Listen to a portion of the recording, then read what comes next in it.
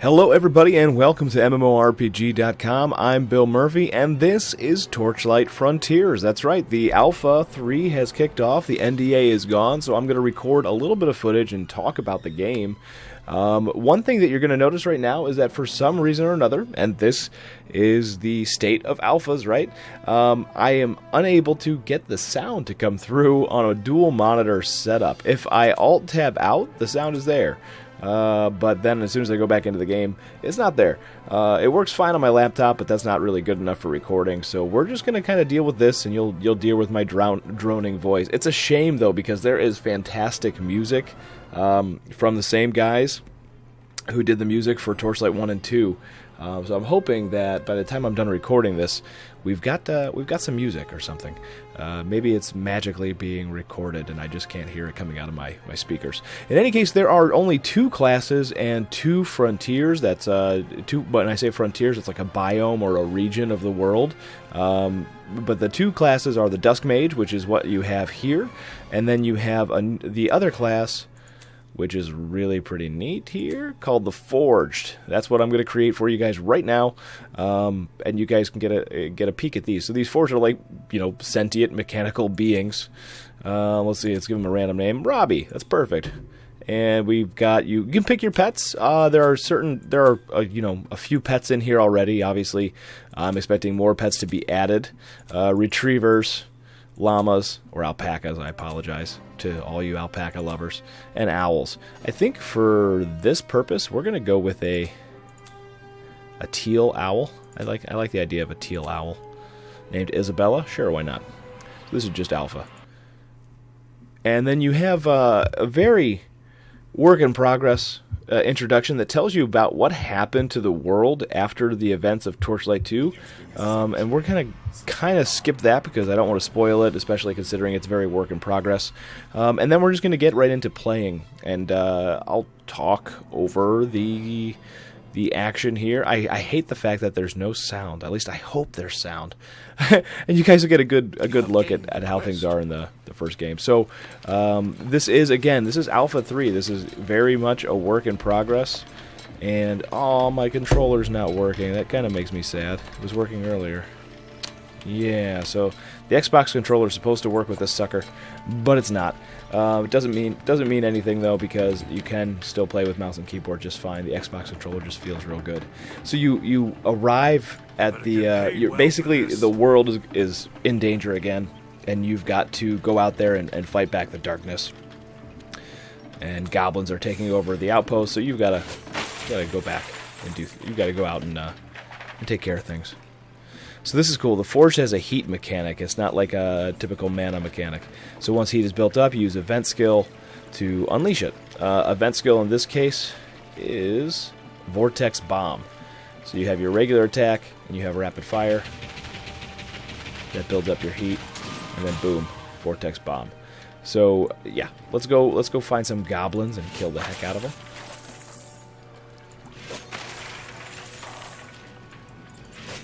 Might get lucky. There we go. See? It sucks them in and then blows up. The Forge is a pretty cool class. Whereas the Dust Mage is a, sort of a typical, mage class. This one has a little bit more interesting mechanics. That's not to say the Dust Mage isn't good. It's just that it's a typical, shoot balls of light and darkness and kill things from far away. Whereas this class is a little bit more of a tank, and you can build it out that way. Alright, so this is sort of your introductory quest. This camp is actually going to be your base of operations after you clear this guy out. Boom. Done. Real simple stuff at first. And we gotta talk to General Gray. We must focus on the mission. Take you to the very own fort. Sergeant Clive will be... Oh, yeah, that's one of the cool things. So this this fort that they're talking about is essentially your housing. It's your account housing. I think it's account based. This is the second character I've made. We'll find out whether or not it's actually the case. Yeah, see, I can't travel to my fort. Alpha, folks. It does say that I'm only 70% done killing the goblins, so maybe we should kill a few more goblins. And You have received a quest. kind of see what happens that way.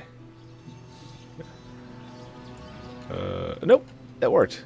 Chanter 100 is for it. That's. I'm not Chanter 100.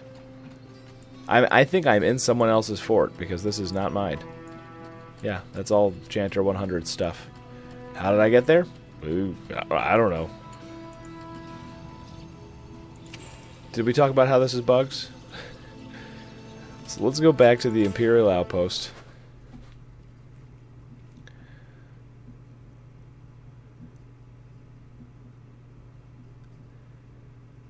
You have received a quest. One of the cool things about this Alpha 3 is that it is going to be open 24/7. Oh look, I guess I kind of finished that quest. And this is sort of your home base. Everybody's kind of clones of each other right now. There's not really a lot of difference in the way people look, although if you really have powered through and gotten some questing and bosses killed, you might be a little bit different looking. Wow. Okay. Yeah. So this is like your main quest hub. Think of this game a lot in the terms of Marvel Heroes when it comes to being an MMO. Mainly because... Wow. Do I need any of this stuff? Yeah, there we go. Mainly because it's a lot of shared spaces, but a lot of private instances and stuff like that too. So you don't have to worry about, you know, it's still a very soloable game, solo-friendly game. But there's a lot of group content and group dungeons as well. But they're not all there yet because we're only in Alpha 3. The fact that they've taken the NDA down already is pretty surprising to me. But it shows you that they're confident and they want the feedback and they want players to get out there and share it and help sort of guide the direction of the game. There's no store yet. The Frontier Traders will be the store, but so that's good. You know, they're not taking your money or anything like that. As you can see, it runs pretty well, actually. These guys.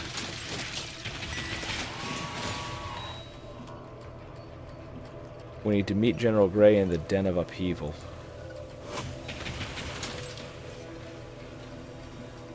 Easy enough. So this is one of the shared areas. Things respawn, come and go.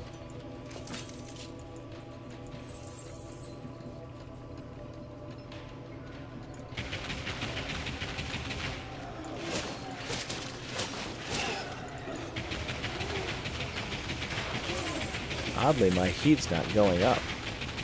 I can just hold this thing down and it's not going anywhere. I'm assuming...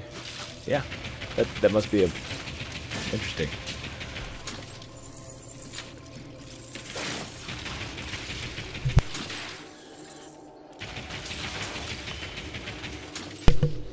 What's confusing about that is I think it was actually it's meant for mana, so that you can use skills without worrying about depleting mana, but it was actually affecting my heat too. Woo! So what you saw there was the Goblin Forest level up. You level up via frontiers. Like each frontier has its own level, so you are better equipped to take on things in each frontier. But you don't have like an overall character level. It's all about your equipment that you have to go take on the frontier. See.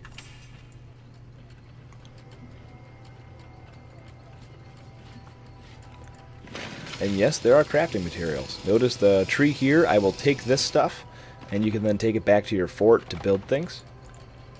Fortitude above all else.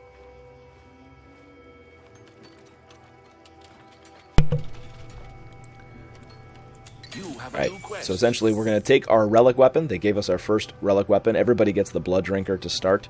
You get to use it, I think, about every 25 seconds or so, so it's not too infrequent, although when you first equip it, you have a longer cooldown. The relic weapon is basically just like a really powerful weapon that you can level up as well, so there's lots of different things that you're leveling up in the game. You ready for action, recruit?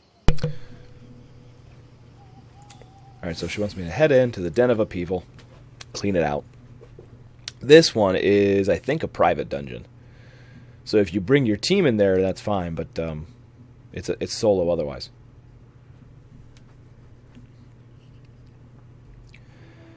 For those of you who have played Torchlight 1 and 2, especially 2, this is going to seem familiar, and that's good, because that's what I have been wanting personally, and I'm assuming a lot of Torchlight fans have been hoping for more Torchlight, and now we have it from a lot of the same team, just a different name for the company.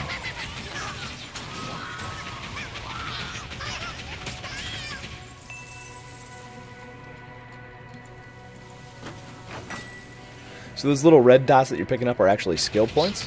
We'll talk about that a little bit later. At your fort, you can spend skill points to get new skills and everything like that. That's kind of the primary way to actually get new skills, and that's both passive and active skills.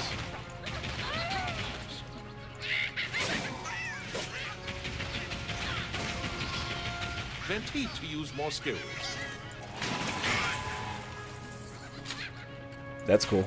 So that insulated hatch I just picked up for my forged, it got equipped right here. All the armor is visual. All the weapons are visual and stuff like that, and they're all different for each class, which is, I'm assuming, why there's not a third or fourth class yet, although I believe that there are 4 planned so far that they just haven't announced them all. So we've got to go kill Deadmaster Wretchbreath, which is probably the most disgusting name I've ever heard.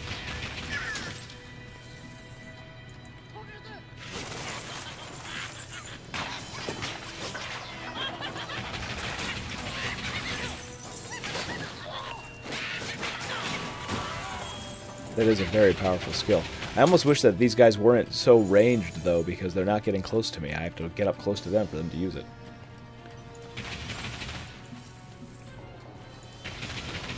Oh, we're getting close to the boss. See, he's starting to already, his health bar starting to show up the closer I get to him. They're not a major boss, even though this is the very first few minutes of the game, so he's basically just like an elite monster. See if he's hiding. And I'm not doing jack to him. Time to vent heat. Well, that's what this is for. Now I'm using my relic weapon. You can still use your skills when you have your relic weapon out. So that's kind of helpful. But notice I'm actually bleeding him with the relic weapon.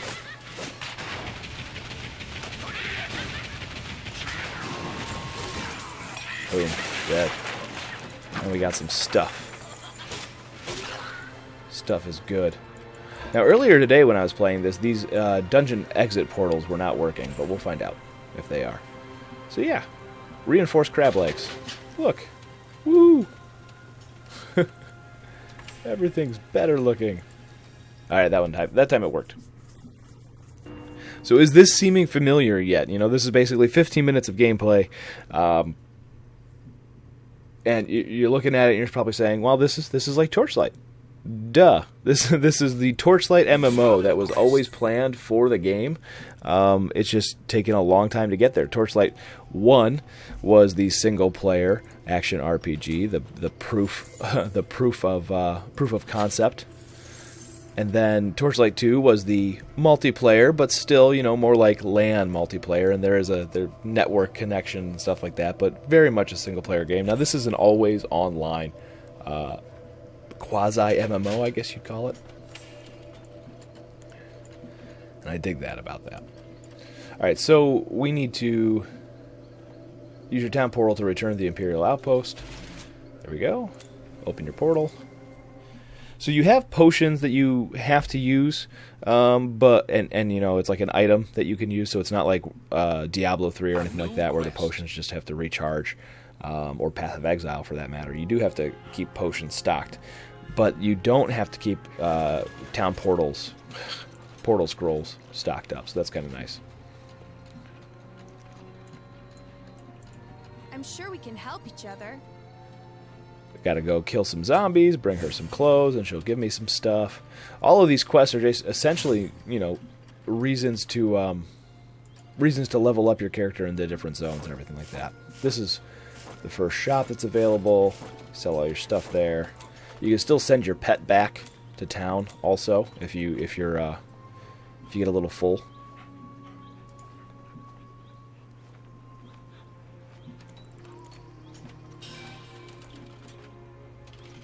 I'm buying those, but they're not actually going. Okay.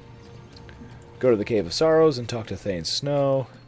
Then there's also this guy over here. I can't remember his name. His name's Yapper. He's a captured goblin. Eventually you'll help him get some food and stuff like that. So this is Torchlight Frontiers, at least so far. There's quite a few zones. This is just the Goblin Forest frontier that you have. You start at the Imperial Outpost, and you have all these different places that you'll work towards and get teleports and everything like that too. And then the other part of the world, see, obviously a work in progress here. You have the Infested Forest, and this is more like bugs and nasty larvae and poisonous things and stuff like that. So there's quests that take you that way as well. It's pretty interesting, really, that they've put this game out now, and they've basically said, hey, tell us what you think. Quite honestly, it is probably one of the most fun games I have on my PC right now, but that's because I'm a huge Torchlight fan, and I'm anxious to see how it's going to grow and change. They said that at this point, during the alpha, they're not going to do as many wipes as possible. They're going to try to not wipe progress because they want you to be able to really get deeper into the frontiers. And of course, we're waiting for different things too, like we're waiting for not new biomes, I guess they're calling them new frontiers, new bosses, new party dungeons, more stuff to do in your fort. We're waiting for, of course, the new classes. And I think what'll be interesting is exactly how they build out the skills, because right now there's only this many skills for your class. So like the Forged I have 2 active right now, and there's only another 1, 2, 3, 4, 5, 6, 7, 8 to get. But there's also a bunch of passive ones, and there's also your relic weapon, which has its own set of skills and things like that you'll slowly unlock. See, as you hit level 5 on the relic weapon, you'll get more weapon damage to enemies hit and everything like that.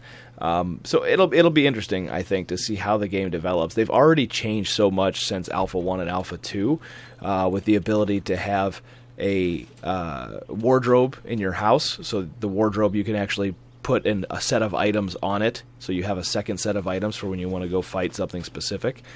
People can see it, or you could just like store cool things on the wardrobe, like, hey, look at this, I don't use it anymore, but look how cool this is. So that's kind of interesting. And of course there's a relic crafting station that you'll build up and put in your fort and everything like that. See, and this will actually tell you over here the level of each of the 2 frontiers that you're in. So I'm level 2 for the Goblin Forest, and I'm only level 1 for the Infested, whatever it's called, because obviously I haven't gone there yet with this character. So yeah, this Torchlight Frontiers so far. If you guys have any questions whatsoever, feel free to pipe up in the comments, and I'll answer them as quickly as I can. It is about 2 in the morning here. It took me forever to get this thing installed because it didn't want to install properly. Again, welcome to Alpha. But yeah, I just wanted you to have a quick look at Torchlight Frontiers. Something to keep your eye on. Obviously, if you want alpha access, you have to sign up on the site, which is at torchlightfrontiers.com. Otherwise, it's not like an open beta. It's not like a public beta even. It's pretty much they invite a few people at a time and try to make sure the servers stay okay, that the activity is good, and that they're getting good feedback and everything like that. And right now, it's only on PC, but it's also supposed to come to Xbox One and PS4 later in 2019. I assume when it actually officially launches, it'll be later this year. So keep your eyes peeled, and thanks for watching as always.